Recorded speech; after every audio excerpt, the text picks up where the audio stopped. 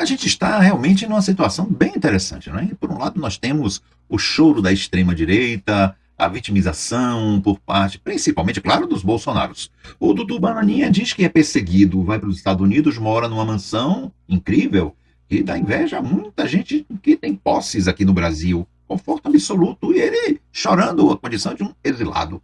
Ele não sabe bem o que é ser um exilado da ditadura. Ou seja, quase passar fome, morar em apartamentos exíguos, dados gentilmente ou por algum governo, ou por grupos de amigos, ou por o que pode pagar em países muito distantes. Só lembrando aqui os exilados pela ditadura militar de 64, que o pessoal desarrazoado quer comemorar aí pelo dia 31. Na verdade, o golpe foi dia 1º de abril, que é o dia da mentira.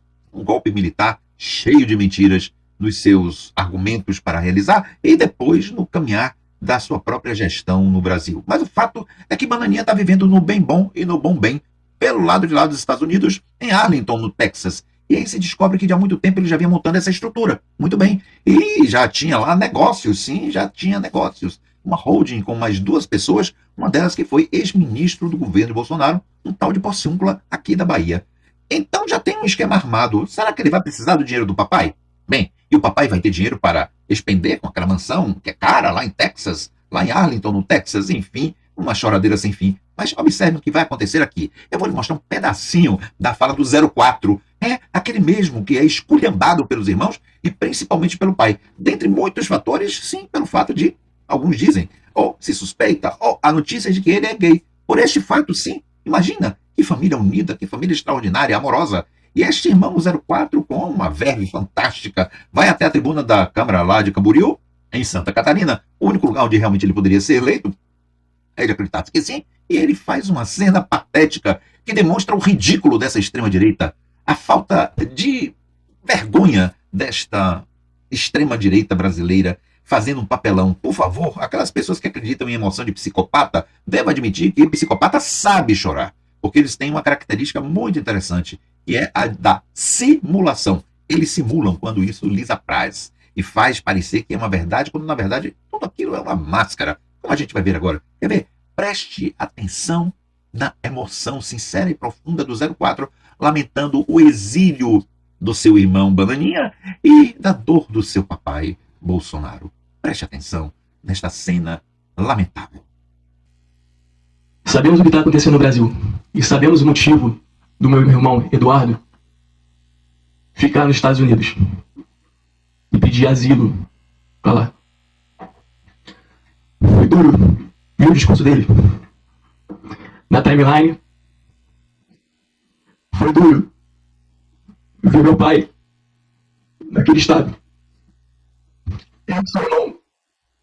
Eu já senti bastante, mas já meu pai, o que ele sentiu, muitos eles sabem, muitos são pais. Pasmem que, depois dessa parte que apresentamos, ele se queixa do governo de Camboriú. Eu não sei, deem uma olhada, me parece que o governo de Camboriú é pró-Bolsonaro, né? É o predominante em Santa Catarina, né? Camboriú é uma espécie de meca da demonstração capitalística de Santa Catarina. Ele está falando do governo, da situação, parece que ele pertence a isso. Bom, de qualquer maneira, ele disse que vai continuar lutando contra o sistema de Camboriú. Se ele não está contra o sistema de Camboriú, e o sistema de Camboriú se acabar, provavelmente ele não vai se eleger mais. É o que se espera que aconteça, não só com ele, com os irmãos, com o pai, com a Michelle, com quem possa da família Bolsonaro. E é isso aí, é este triste ridículo que essa gente que está na política. E veja, o Jair Renan não é um fato isolado.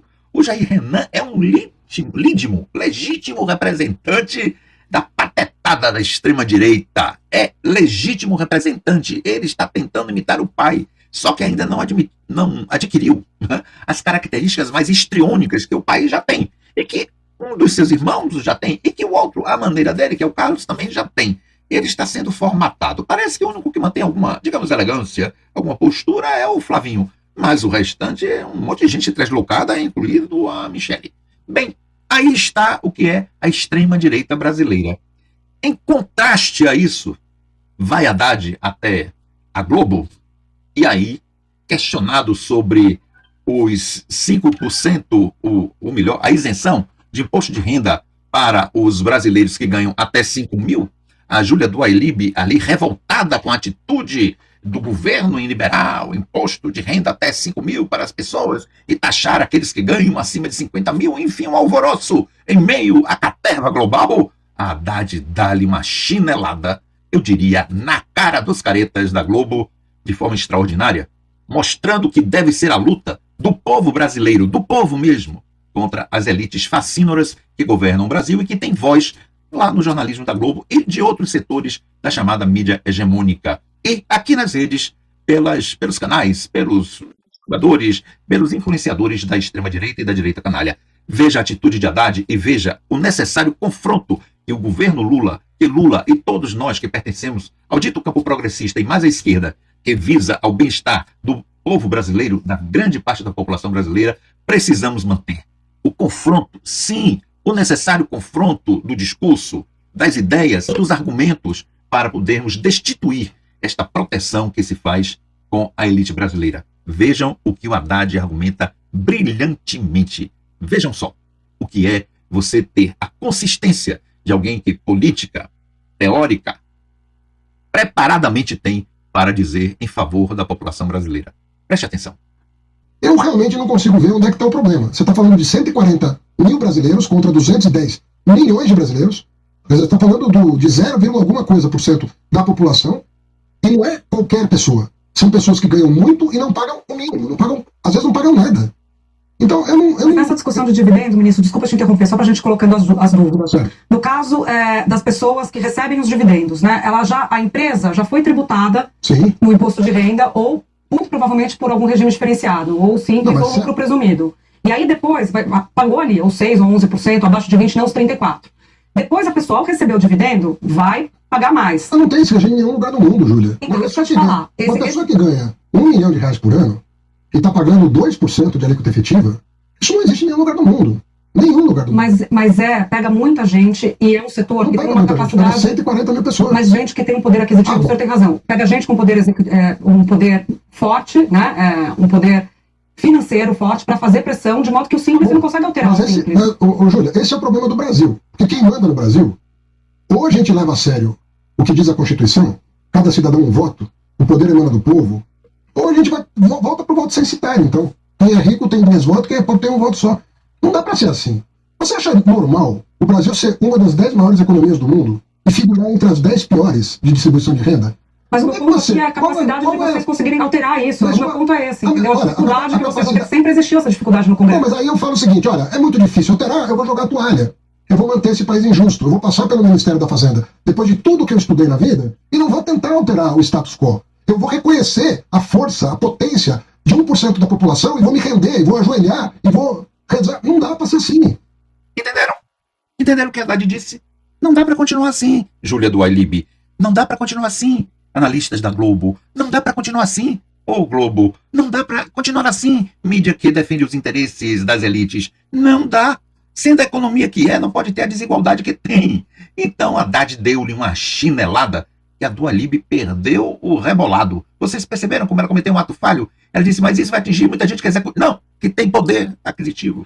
Ou seja, ela estava pensando em quem é executivo lá e que quer mandar no Brasil, que não é o poder executivo que a Haddad naquele momento representava e representa. E o Haddad então diz, da minha história, da história do partido ao qual eu pertenço e que hoje com outros governam o Brasil, não podemos aceitar essa história. Ah, vai atingir 144 mil pessoas que têm poder aquisitivo e que aí não se pode fazer nada. Aí está a diferença entre o chororó ridículo do Jair Renan, que representa o pensamento da extrema-direita defendida por alguma maneira pela Júlia do Ailib, pela Globo e por todo esse pessoal aí que faz parte da mídia corporativa e dessas pessoas que nas redes sociais defendem os interesses da extrema-direita, inclusive golpes militares. Nós temos a contraposição corajosa de Haddad dando um tapa na cara definitiva desses caretas que defendem a desigualdade econômica no país, golpe de Estado e toda a sorte de falcatrua e de corrupção. É isso aí. Espero que vocês reflitam sobre este contraste e pensem que nós realmente precisamos mudar este país na direção dos verdadeiros interesses da maioria da população brasileira, da esmagadora maioria da população brasileira. Um abraço, até outra oportunidade.